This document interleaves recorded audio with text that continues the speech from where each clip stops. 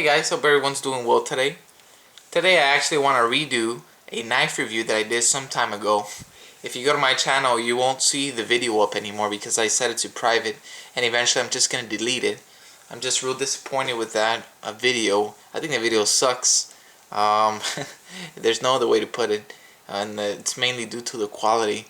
It's a video that I did a long time ago when I was just getting into recording YouTube videos, so the quality kind of sucked. So I'm going to redo that now, and I hope you guys enjoy this one. This is one of my few custom knives made by Carter Cutley. Carter Cutlery is a company that specializes in hand-forged knives. The owner's name is Murray Carter.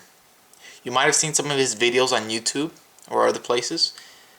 He's the guy that shaves his face with things like an axe, a sword, knives like these, and actually the most recent one I think was a pair of scissors that he shaved his face with. He's like Yoshimoto, something like a 15th generation bladesmith or something like that's probably more. He studied in Japan the art of bladesmithing, and he is an ABS bladesmith, and he prides himself in making blades sharp. That's why he shaves his face with them from time to time. And also, I guess, to entertain us. This is one of their few tactical models that I managed to snatch off their website. He doesn't make too many tactical models. Most of them are like Warncliffe designs and other more classical looking designs, you could say. However, he has a large selection of different type of knives and different type of handle materials that he uses, which are pretty cool. This one is actually made of bone, which I thought was just awesome. You know, having a knife that the handle was made of bone.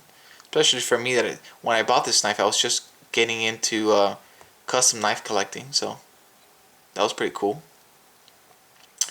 And the handle's actually pinned by 3 brass pins, and it has a small mosaic pin in the center, which is very nice looking. Now, as you can see, it has a drop point design. And if you look at this part right here of the blade, you notice that it's dark, and basically that was the part that he did not polish. He left like that, and that's just the way it was when it was finished being forged. And I like the way that that looks actually a lot. It gives it like kind of a patina look to it, and I think it's a very nice look. The knife is razor sharp, as you could expect.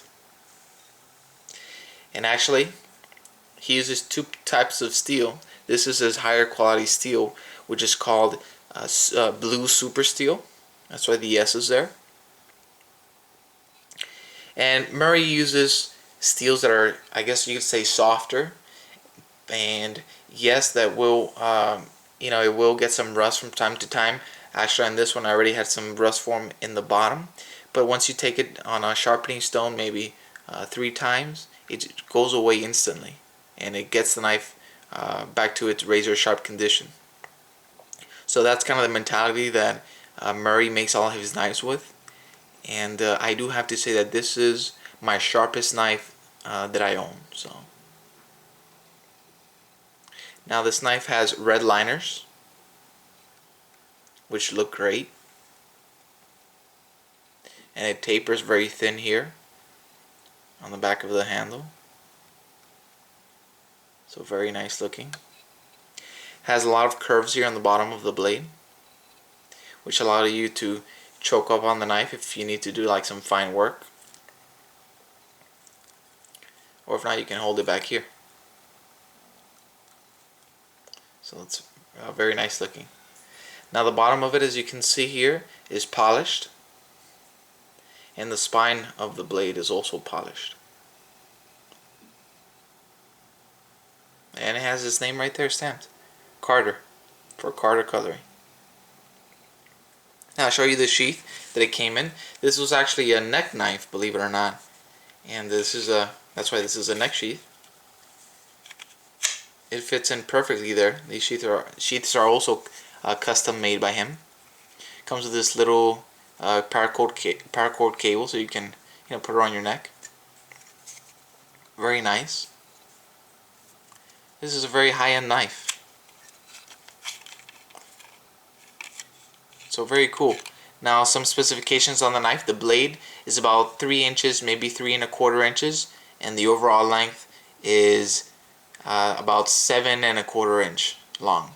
So it's a small knife. Now I'll show you real quick what I used to sharpen this blade with. I use these Japanese water stones that I also got from Mary Carter.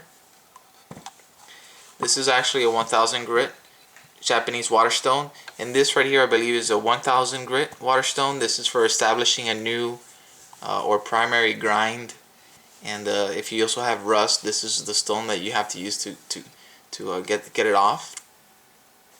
As you can see, I use them quite a bit, not only for that knife but for different knives. The only thing you have to be careful with is that you don't sharpen a knife that has a like a satin polish or different type, a stone wash finish to it or something like that, because it's just gonna give it a mirror polish to it. So you're gonna have two different finishes on the knife. But this is what you would use firstly to sharpen the knife, and then you would hone it on this knife. And you have to let these, on this stone I mean, and you do have to let these stones I guess sit in water for about half an hour before you use them, so they can soak up with water. So that's it. Just wanted to show you the knife and what I use to sharpen the knife, and some of my other knives. I hope you guys enjoyed the review. Check out my channel for other knife reviews and some of my other videos. Thank you for taking the time and watching this, and take care, you guys.